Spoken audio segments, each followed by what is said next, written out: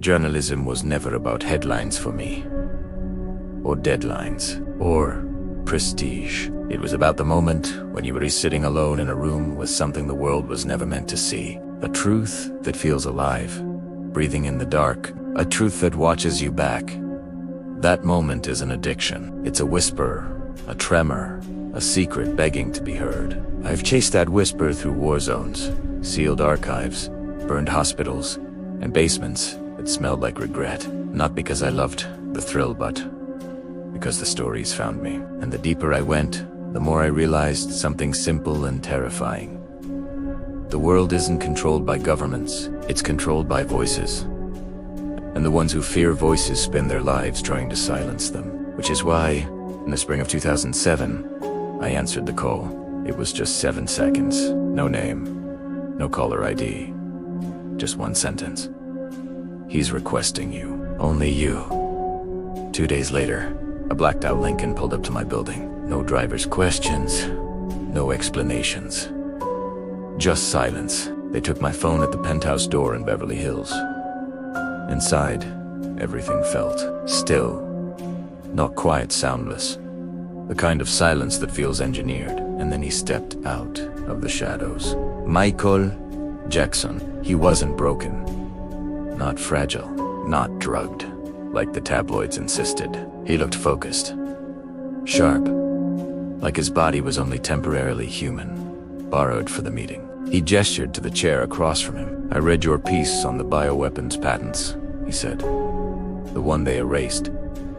I said nothing. He already knew. He didn't need to convince me. He slid a red folder across the table. No logo, just a seal.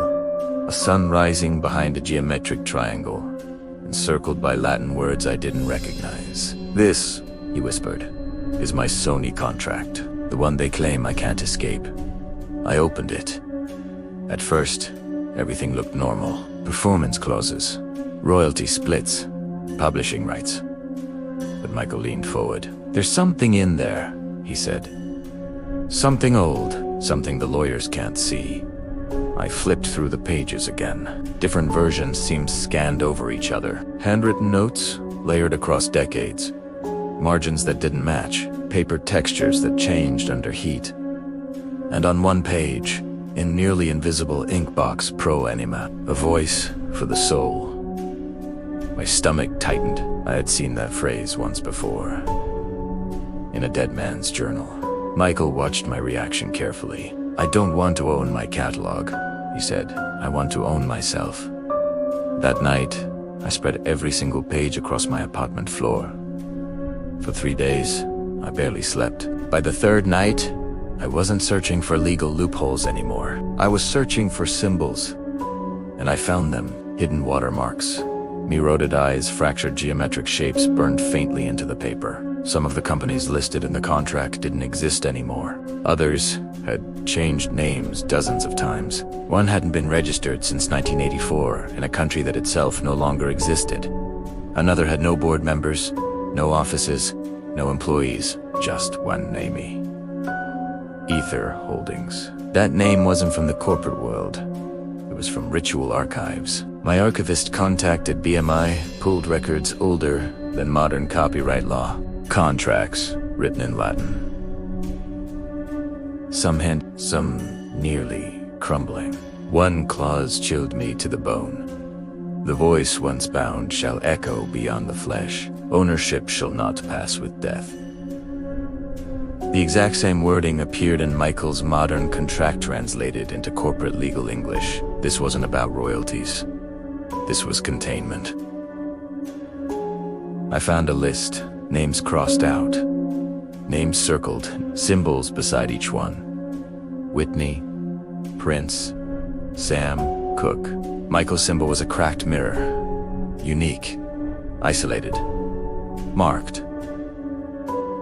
2 weeks later, we met again. He sat in the exact same spot, as if time didn't apply to him. I laid out everything: the networks, the shell companies, the symbols, the translations.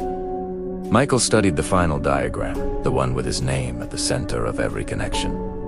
You see now, he whispered, they can't kill me. but they also can't let me be free. So I started digging sideways across continents, and that's when I found it. A 2002 CIA memo referencing 3 global bloodline branches, 13 families in the US, 13 in Europe, 13 in South America, all tied to media, all tied to ritual, all tied to voice. But Sony had no family representative, no dynasty behind it, no lineage, just a code buried in an old corporate memo, UV, the Trace Voci mobile exception, the voice that moves. Michael wasn't powerful because he was famous. He was powerful because he moved people. Across borders, across beliefs. Across fear, his voice triggered something ancient in human instinct, ungovernable unity. And unity is the enemy of control. Once I understood that, everything broke open. My files began corrupting. Printed documents came out blank, except for faint triangles in the corners. My screens flickered, passwords changed themselves. I revisited an old Kesta Bel Air fire. A ritual site burned to ash, but the marble symbols beneath were left untouched. One of them was the cracked mirror. Witnesses claimed the engraving glowed when Michael's music played on the radio. I met with him one last time. Different hotel. More shadows. Fewer guards. He studied my new findings, silently. Finally, he said, they built their pyramid on my voice. Now I'll use my voice to collapse it. He showed me his plan. A global tour, massive, unified, energetic. It wasn't for money, not for the charts. It was for disruption, for awakening. It wasn't a slogan. It was a warning. At the final rehearsal, he danced like physics owed him obedience. He sang like he was charging the air itself. When the set ended, he leaned close. They think the contract binds me, he said, but they forgot. The people, they forgot love is louder than their rituals. 3 days later, he was dead. Just like that, a headline. A lie. I had seen him days earlier, pretty days sharp, completely alive. He wasn't dying. He was awaking. His death wasn't silence.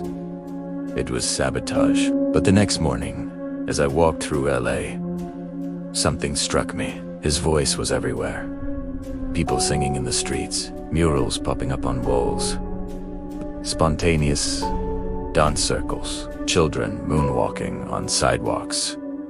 And I realized they didn't kill the frequency, they amplified it.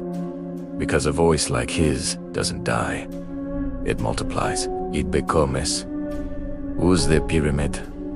Wants silence. It wants obedience. It wants collapse so it can rebuild the throne of dust. But Michael left something behind.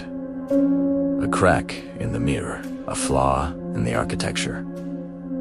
A frequency that refuses to obey. If you're hearing this, you feel it too. Something is wrong at the top. Something ancient, something watching.